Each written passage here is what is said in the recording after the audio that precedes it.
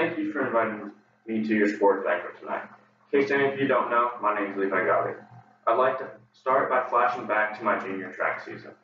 I'm getting ready for the regional meet, and I've been having a small pain in my abdomen coming up to regionals.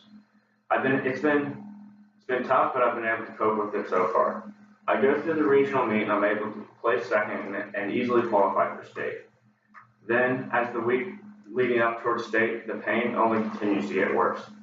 However, I am ranked fairly high in state and I do not want to not participate, so I keep going and keep practicing. I keep practicing and it just keeps getting worse though. Finally, it's the day to compete at state. I go and I get ready to warm up, I go through all my stretches and everything, and I go to do a run through for pole vault. I go, I hit the box, and nothing happens. I basically collapse in pain. I had to forfeit and was not able to compete. After I finally decided to go to the doctor, I found out that I had a 3-inch tear in my abdomen muscle. Through those 2 weeks, I found out that it was through my own actions that prevented me from competing at state. I hit an obstacle and I decided to keep going and not adjust my plan.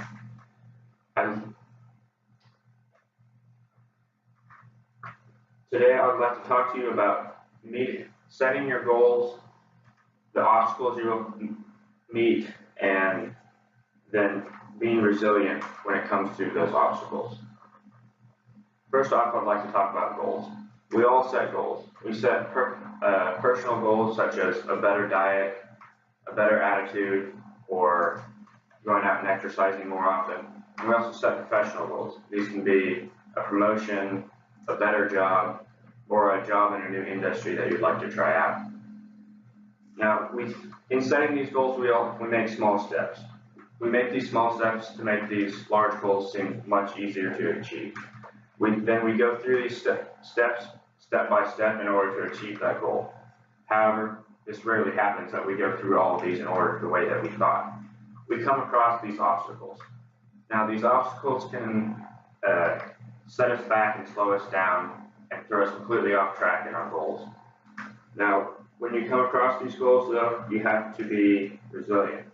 You have to make sure that you don't quit right at the first sign of trouble and you keep going and you persevere through these. One of Craig Bruce once said, "You usually have to wait for that which is worth waiting for." He came across many obstacles and setbacks, but he had to adjust and overcome these. He says that by waiting, it'll make it worth it. And this is true because once you come across and overcome all these obstacles, you will see that it was definitely worth the struggle. Now, once you come across these obstacles, though, and adjust your plans, you may not overcome them the first time. You may recognize, this is where the resiliency comes into play. You may recognize one person who is very resilient. "I failed my way to success." This is a quote by Thomas Edison. Thomas Edison failed many times in his attempt to create a light bulb. He created countless prototypes that all failed, except one. He finally created a light bulb that changed the world. It was through his perseverance and adapting to his different prototypes that had failed before that he was able to create this success for himself. Another example of success is Dr. Seuss.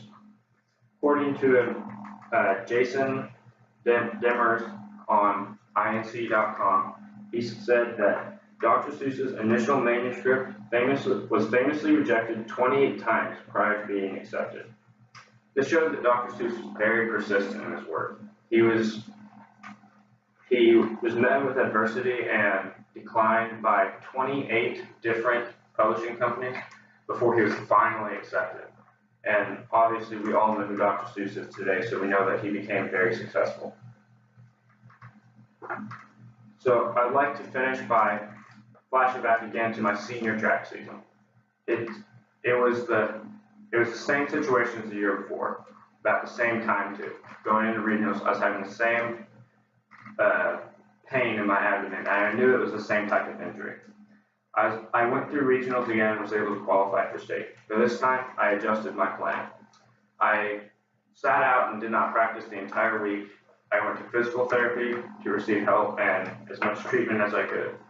Then this time when state came around, I was rested and I was almost completely healed. I was able to jump the highest that I've ever jumped and tied for first. This is the attitude that you need to have when you are faced with obstacles and adjust and overcome them. This is the type of attitude that you should have when you are faced with these types of obstacles as well. I'd like to once again thank you for inviting me to your sports banquet, and have a good night. Thank you.